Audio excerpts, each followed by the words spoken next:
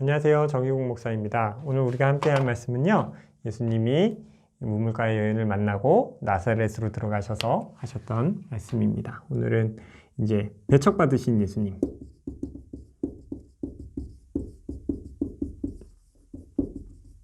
예수님에 대해서 배척받으신 예수님에 대해서 또 지도를 그려보면 위치적으로 보면 예루살렘에서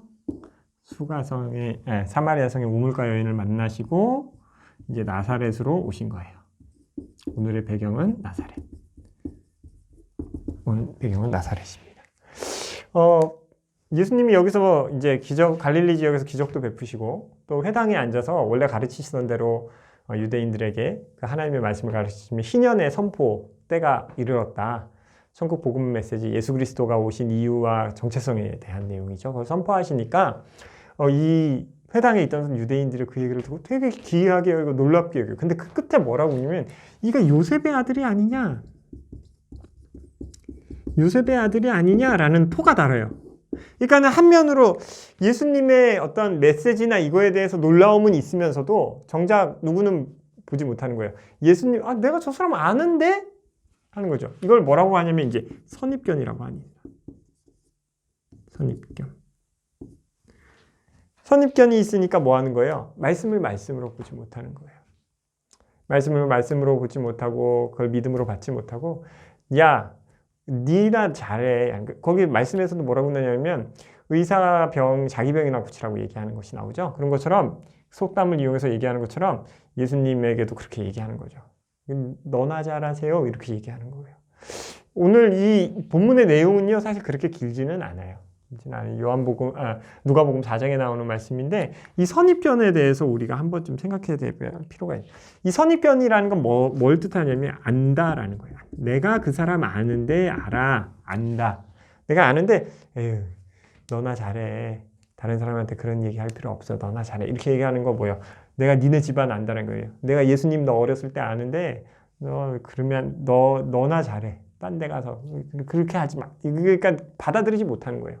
그런데 제일 불쌍한 사람은 누굽니까? 결국에는 그 메시지를 받지 않는 본인들이에요. 선입견이 있으면요, 본인들이 그 말씀을 제일 가장 누리지 못하기 때문에 본인들의 가장 큰 불이익을 받게 된다라는 것입니다. 그래서 예수님이 막 얘기하시죠. 구약에 있었던 사건들, 엘리야와 엘리사가 있었던 내용들을 끄집어 오시면서 결국엔 믿음 없는 너희들이, 그때도 믿음 없는 이스라엘 백성들이 아니라 믿음 있는 사람, 그 수가성의 여인이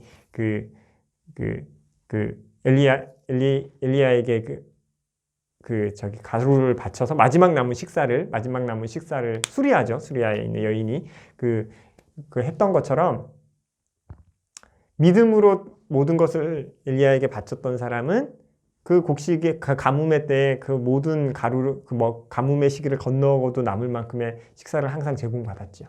또 나병이 났을 때도 이스라엘에 있는 지역이 아니라 다른 지역에 있는 이방인들에게만 가서 엘리사가 그것들을 이제 고쳤던 기록이 되어 있는 것들을 예수님이 이제 누가복음 4장에서 말씀하시면서 결국엔 너희들 믿음 없는 것 때문에 믿음으로 인하여 너희들의 선입견 때문에 믿음으로 하나님의 말씀을 받지 않는 것은 너희들이 손해 보는 것이다 라고 얘기를 하신 것이죠. 그렇게 얘기하니까 이제 본인들도 찔리는 것이 있으니 예수님을 어떻게 해요? 절벽으로 끌어다가 밀어 죽이려고 그래요. 그런데 거기 성경 본문에 보면 예수님이 사람들 사이를 지나가시더라 이렇게 돼 있어요. 그거 그냥 아무도 잡지 못했던 것이죠. 예수님이 나옵니다. 근데 오늘 내용에서 이 선입견과 안다라는 거 한 번쯤 생각해 봐야 될 것 같아요. 우리 가까이에 있는 지체들, 심지어는 가족이라 할지라도 잘 알까요? 저는 이제 저희 사랑하는 부모님과 지금 이제 코로나 때문에 한국에 들어와서 같이 지내고 있는지 한 4개월 정도 지났는데, 우리 엄마 아빠는 이랬는데, 우리 엄마 아빠는 이런 분이셨는데, 그런 부분도 남는 부분이 있어요. 그런데 새롭게 또 발견되는 부분들이 있는 것 같아요. 계속 하루하루 지날수록 새롭게 발견되는 부분이 있어요. 왜 그런가 이렇게 고민해 보면 답은 참 간단한 것 같습니다. 살아있기 때문인 것 같아요. 살아있다라는 건 현재 진행형이죠. 완료가 된 게 아니죠. 그러니까 오늘도 새로운 사람으로 변화될 수 있는 가능성이 열려 있다라는 것입니다. 그런데 선입견으로 우리가 우리의 마음을 닫아버리고 선입견이라는 안경을 끼고 누군가를 바라보기 시작하면 또 이 사람의 그 사람의 변화나 성장은 변화된 성장은 성장으로 보여지는 게 아니라 가식으로 보여질 수도 있고요.